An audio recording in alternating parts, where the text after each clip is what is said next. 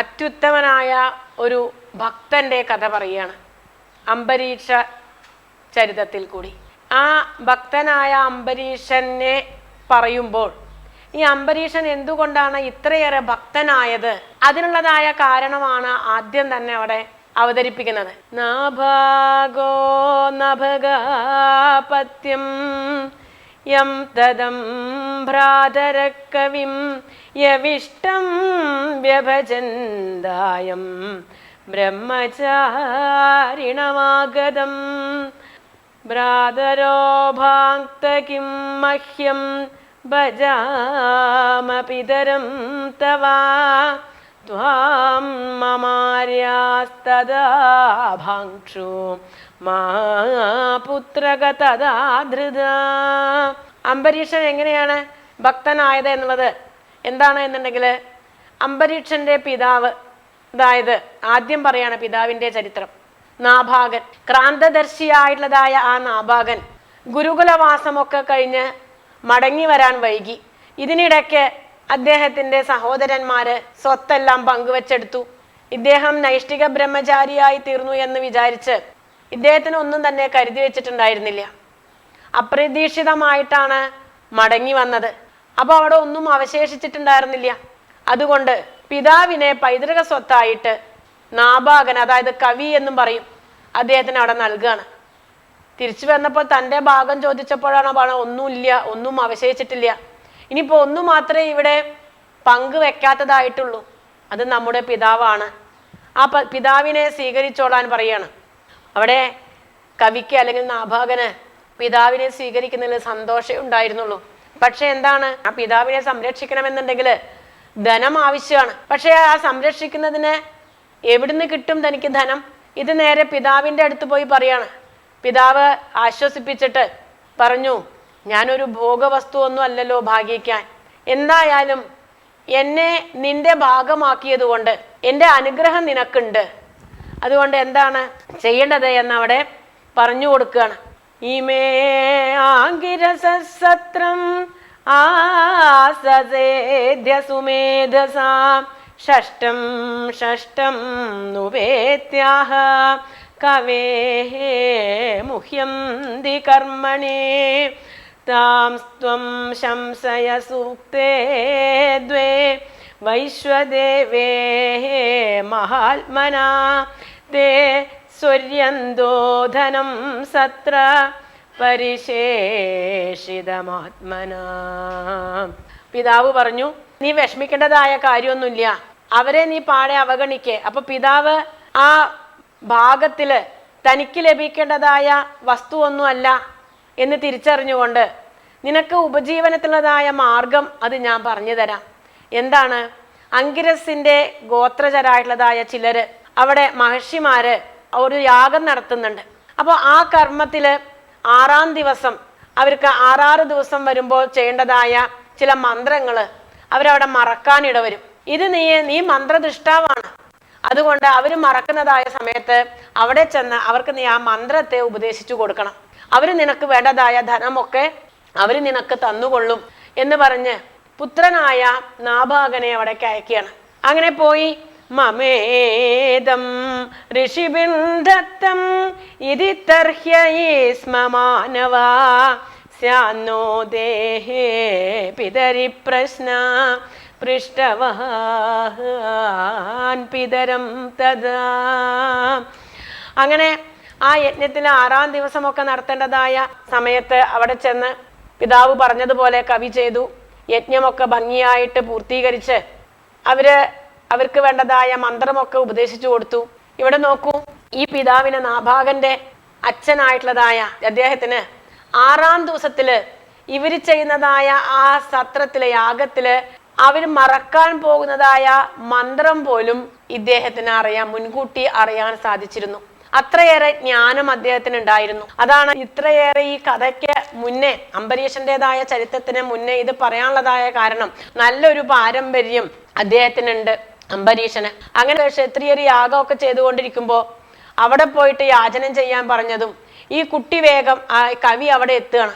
6 ദിവസത്തിലൊരിക്കൽ അവർക്ക് ശാസ്ത്രത്തിൽ സംശയം വരുന്നാണല്ലോ പിതാവ് പറഞ്ഞിരുന്നത്. അങ്ങനെ അപ്പോൾ ആ സംശയത്തെയൊക്കെ തീർത്ത് മന്ത്രത്തെയൊക്കെ ഓർമ്മപ്പെടുത്തി കൊടുത്തതും അവര് സന്തോഷത്തോടു കൂടിയിട്ട് ആ യജ്ഞത്തില് ഋത്തിക്കുകൾക്ക് ആണ് സാധാരണ ദക്ഷിണ കൊടുക്കുക. ഇവിടെ ഋത്തികൾക്ക് മാത്രമല്ല പുറത്തു നിന്ന് വരുന്നവർക്കും ദക്ഷിണ കൊടുക്കുകയാണ്. അതാണ് ബഹിർവേദി ദക്ഷിണ എന്ന് പറയും. അങ്ങനെ ഈ കുഞ്ഞിന് അവിടെ ദക്ഷിണയൊക്കെ കൊടുത്ത് അവര് തിരിച്ചു പോവുകയാണ്. ഇപ്പൊ സാധാരണയായിട്ട് യജ്ഞശാലയില് ഒരു യാഗമൊക്കെ കഴിഞ്ഞാല് യജ്ഞശാലയെ തീവച്ച് വരണം എന്നുള്ളതാണ് അവിടുത്തെ നിയമം. അതിനെയാണ് വേദീകരണം എന്ന് പറയുക.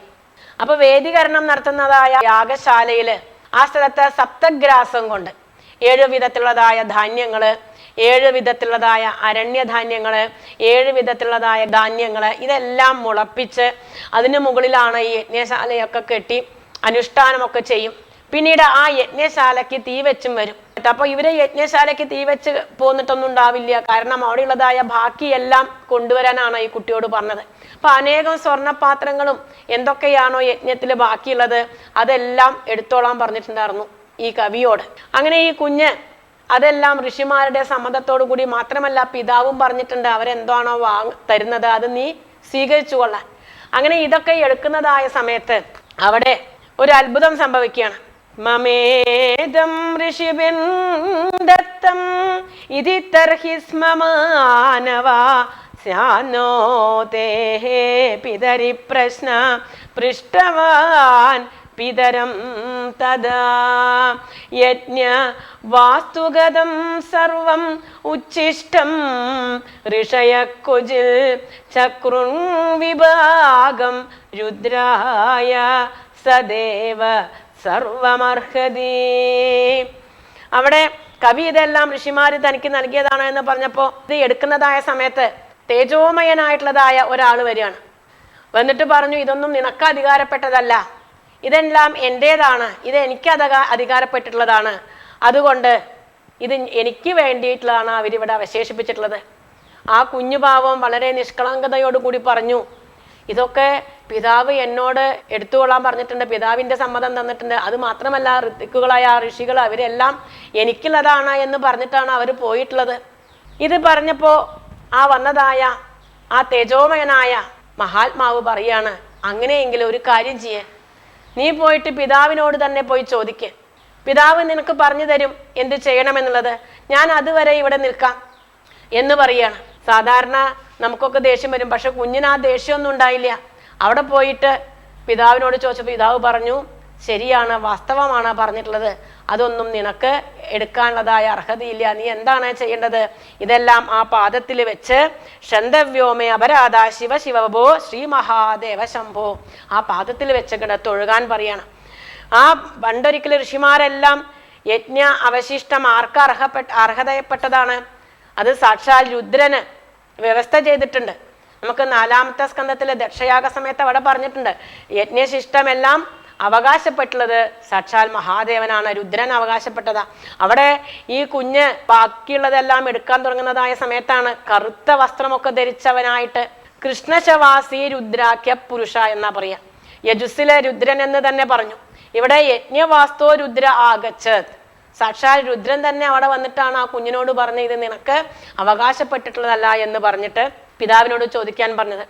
അങ്ങനെ പുത്രനോട് നീ അത് ആ ഭഗവാന്റെ പാദങ്ങളിൽ സമർപ്പിച്ച് മാപ്പ് പറഞ്ഞുകൊണ്ട് അതെല്ലാം കൊടുത്ത് നീ തിരിച്ചു വരാൻ പറയാണ്.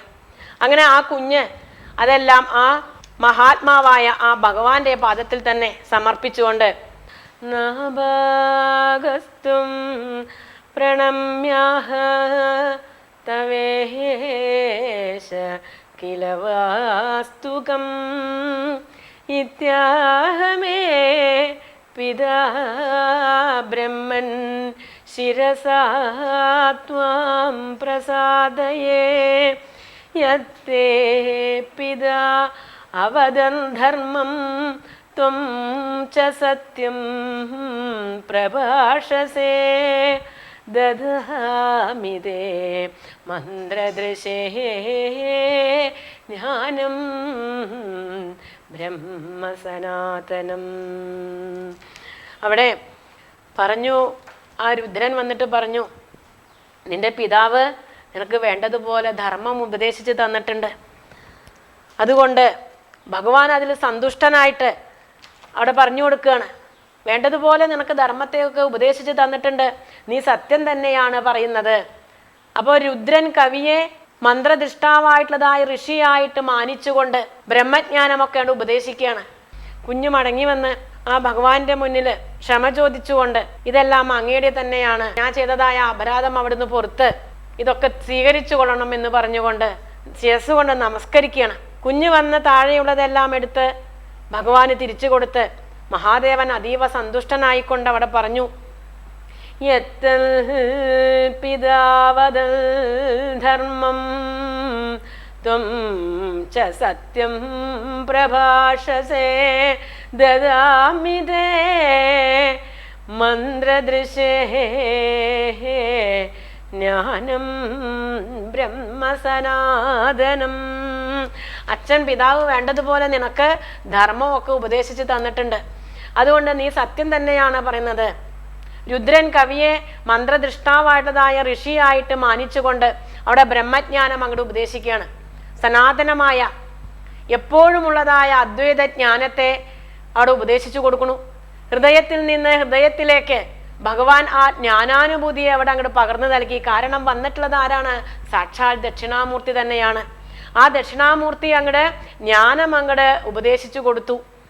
ഇനി അവിടെ ആ പാരമ്പര്യം എങ്ങനെയാണ് അത് നമുക്കറിയണം. കാരണം ശൈശവേ അഭ്യസ്ത വിദ്യായാം യൗവനേ വിഷയേഷിണാം വാർദ്ധകേ മുനിവൃത്തീനാം യോഗേനാന്തേ തനുച്യതാം. അത് കാളിദാസൻ പറയുന്നുണ്ട്. ഇവരെ എങ്ങനെയാണ് ഈ സൂര്യവംശത്തിൽ പറഞ്ഞിട്ടുള്ളവരെ എന്നുണ്ടെങ്കിൽ ശൈശവത്തില് അഭ്യസിച്ച് യൗവനത്തില് അത് അനുഷ്ഠിച്ചുകൊണ്ട് വാർദ്ധക്യത്തില് ആ മുനിവൃത്തിയെ സ്വീകരിച്ച് പിന്നീട് യോഗത്തിലിരുന്നു കൊണ്ട് ശരീരം ഉപേക്ഷിക്കുന്നവരാണ് ഈ സൂര്യവംശത്തിലുള്ളതായ രാജാക്കന്മാർ അല്ലെങ്കിൽ സൂര്യവംശക്കാര്. അപ്പൊ ചിറക് മുളച്ചാല് പക്ഷി പറന്നു പോകുന്നത് പോലെ കുടുംബസംഘത്തെയൊക്കെ വിട്ട് ഭക്തജ്ഞാനികളായിട്ടുള്ളതായ മഹാത്മാക്കള് പരമ്പരയായിട്ട് ബ്രഹ്മനിഷ്ഠന്മാരായിരുന്നു എന്ന് കാളിദാസൻ പറയുന്നുണ്ട്. അങ്ങനെയുള്ളതായ ആ കവിയുടെ പുത്രനാണ് എന്ന് പറയാനാണ്. അപ്പോൾ ആ സത്രത്തിൽ അവശേഷിച്ചതായ ധനത്തെ മുഴുവൻ ഞാനിതാ നിനക്ക് നൽകുന്നു എന്ന് പറഞ്ഞ് അവിടെ നിന്ന് ഭഗവാൻ അന്തർദാനം ചെയ്തു. ഇദ്ദേഹമാകട്ടെ ദ്രവ്യവും അതേപോലെ ഭഗവാന്റെ പ്രീതിയുമൊക്കെ സമ്പാദിച്ച് കൊള്ളട്ടെ എന്ന് വിചാരിച്ചിട്ട് തന്നെ ആയിരിക്കണം ആ ഋഷിമാര് ഇങ്ങനെ വേണമെങ്കിൽ ചെയ്തിട്ടും ഉണ്ടാവുക. അങ്ങനെയുള്ളതായ ആ നാഭാഗന്റെ പുത്രനാണ് അംബരീഷൻ. അപ്പോൾ ആരാണോ ധർമ്മം വേണ്ടതുപോലെ അനുഷ്ഠിക്കുന്നത് അവരുടെ ചിത്തം മുഴുവനും ശുദ്ധമായിക്കൊണ്ട് ബ്രഹ്മജ്ഞാനമൊക്കെ അവർക്ക് ഏർപ്പെടും എന്നിവിടെ കാണിക്കുകയാണ്. അംബരീഷോഭൂ മഹാഭാഗവതകൃതി നാസ്പൃശൽ ബ്രഹ്മശാപോബി യം പ്രതിഹത കൊജിൽ. നാഭാഗന്റെ ആ പുത്രനായിട്ടുള്ളതായ അംബരീഷന്റെ വൈഭവം പറയാണ്.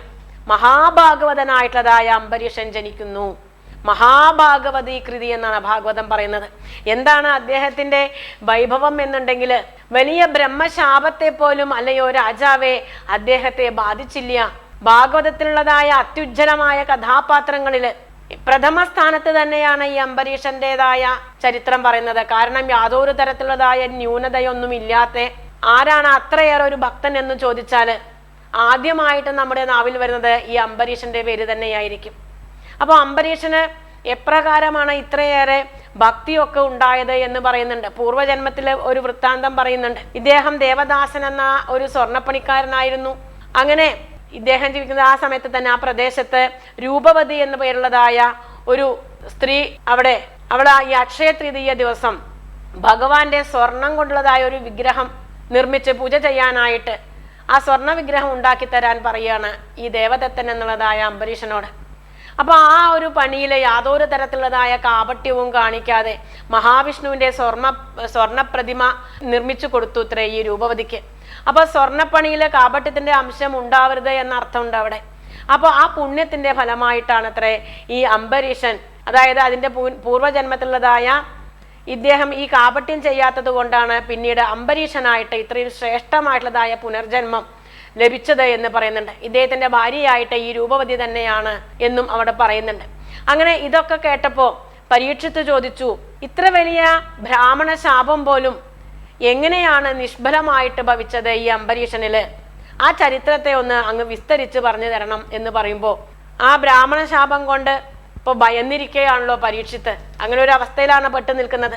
അതുകൊണ്ട് അവിടെ ഈ അംബരീഷന്റേതായ ചരിത്രത്തെ വിസ്തരിച്ച് പറഞ്ഞു കൊടുക്കാൻ പോവുകയാണ്.